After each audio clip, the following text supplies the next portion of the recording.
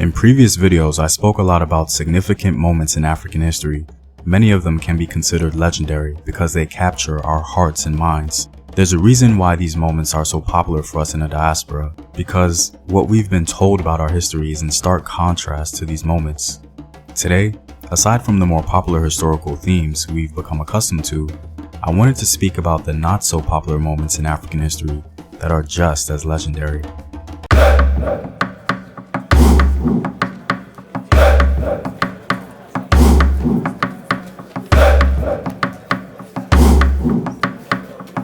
What up, African world? It's Home Team here, and welcome back to another video of African history, culture, and worldview. By supporting this channel on Patreon, you're helping in the creation of these videos and supporting this content.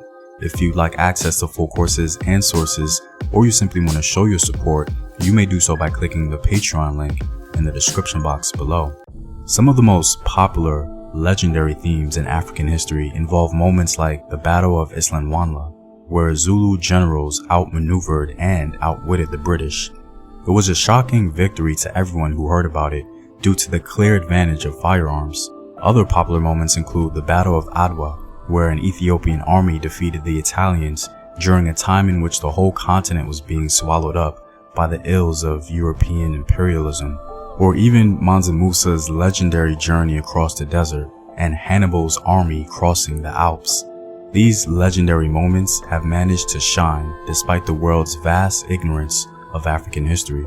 As mentioned before, however, I want to speak on moments in African history that are not so popular, but just as legendary. So let's begin. If you've been watching my channel for a while, you know I refuse to let you forget about the legendary engagement between Kush and Rome. Rome was undoubtedly one of the most powerful empires in human history, and the fact that an African queen halted their ambition in Nubia is certainly legendary. Around 27 BC, Queen Amanirenas had a brief military skirmish in which she invaded Roman Egypt under Augustus. Apparently, Rome attempted to make the Nubian region a sort of client state, and the Kushite queen would have none of it. And so she invaded Egypt, and the head of a statue in the form of the Roman emperor was cut off by her in contempt of this bitter encounter.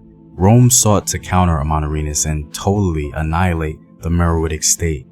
But finding difficulty navigating Nubian terrain, the Romans were stymied and did not engage further. Thus, a final battle never actually occurred, in which Amanirenas may have been expecting and prepared for. She kept record of everything in Meroitic script, but unfortunately, we can't fully decipher it, adding to the legendary status of this event. There has been no other monarch in Africa that took on such a great threat in the ancient world, going on to successfully safeguard the integrity of their borders like Queen Amanirenas of Kush. Another not so popular legendary moment in Africa is when the Empire of Ghana defeated an invasion of the Umayyads. One of the reasons why this is a legendary moment in African history is because there's only a brief mention of it from a Muslim scholar and historian named al-Bakri. Strangely enough, this is the only time we hear about it at all. Even though confirmation of this event is not conclusive, the record does exist, adding to its mystery and legend. The Umayyads were the first Muslim group to sweep across North Africa and extend their rule into Spain. This they did with relative ease, so it begs the question, why did they not extend further into West Africa, especially considering the fact that a relatively large empire existed there, and they could have profited from the extensive gold trade? Well, the Andalusian scholar al-Bakri tells us that this is exactly what they attempted to do. In the country of Ghana live people called the Hunayen, who are descendants of the troops whom the Banu Umayya sent to Ghana during the first epoch of Islam. They now follow the religion of the people of Ghana, but they do not take wives from among the Sudan, nor do they give their daughters in marriage to them. They are white of complexion with handsome countenances. At Sila also there is a group of these people called Al-Faman. To be fair, it may be plausible that these Umayyad troops were sent as mercenaries upon the request of the king of Ghana, but the thought of a Muslim force aiding a non-Muslim nation during that time would have been exceptional, and so some scholars accept the idea that an Umayyad invasion did occur against the Empire of Ghana and was defeated, their descendants converting to a traditional African religion and apparently being allowed to live in the region. This is no doubt one of the most legendary moments in African history. One of my personal favorite moments in African history comes from a little known event between Egypt and Kush. The conquering of Egypt by King Piye in the 8th century BC was certainly a glorious moment for the Kushites, but the smaller stories of Egyptian surrender and pacification can be seen as legendary. The Egyptian ruler named Namlat previously claimed loyalty to Kush, but he was seen collaborating with the Egyptians in the Delta, who were leading an anti-Kushite force. King Piye was apparently infuriated at Namlat's betrayal and laid siege to Kamenu. After some struggle, Namlat curiously sends out his wife outside the walls, and King Piye obliges him by sending his royal women to negotiate. We don't know the exact identity of these so-called royal women, and we have no idea what was said. All we know is the result. The prerogative of the Kushite women and King Piye seems to have been met, as the city threw itself upon its belly in submission, as King Piye tells it. This moment in African history is legendary to me because I can think of no other moment in human history where women exclusively negotiated terms of surrender for opposing armies.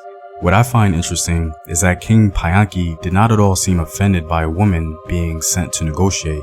Something about this event takes on a very unique African character, and so ironically, a seemingly ordinary exchange in ancient Africa can be viewed as legendary for the rest of the world. Last but certainly not least, we have the legendary time when the great Changamire Dombo ousted the Portuguese from the Zimbabwe plateau. I hold this moment in the same esteem as the Battle of Islandwandla or even the Battle of Adwa. Changamire Dombo was a major military force in the region of Zimbabwe. As Portugal found a way to infiltrate the Mutapa Empire due to succession disputes, Changamire Dombo became the principal power in the region. He constantly defeated all his African foes, and at one point, the Mutapa throne, seeking independence from Portugal, asked for the Changamire's aid. The great Rosvi ruler accepted the call, and in November 1693, Changamire rendered the Portuguese helpless under his rule. The Rosvi army attacked Portuguese settlements, destroyed churches, defiled their holy vessels and sacred images, dug up Portuguese graves, and committed other acts that totally demoralized them. This was perhaps one of the most humiliating defeats of a European power in all of southern Africa. Ironically, Changamire and his army abandoned Mutapa due to another campaign, replacing the ruler there and destroying Portuguese presence. What Changamire Dombo accomplished was unprecedented in southern African history, especially if you compare it to Portuguese power exhibited along the Swahili coast. The Changamires and their dynasty prompted many Portuguese settlers to leave the plateau altogether and move into the Zambezi Valley. Every historical event mentioned in this video culminates into the little-known legendary moments in African history. In the comments below, be sure to speak about some legendary moments in African history not mentioned in this video. Well, I'm all out, guys. If you like these videos and want to help in its continued production, consider supporting the home team on patreon.com. The link is in the description box below. Know thyself. Remember your ancestors. Peace.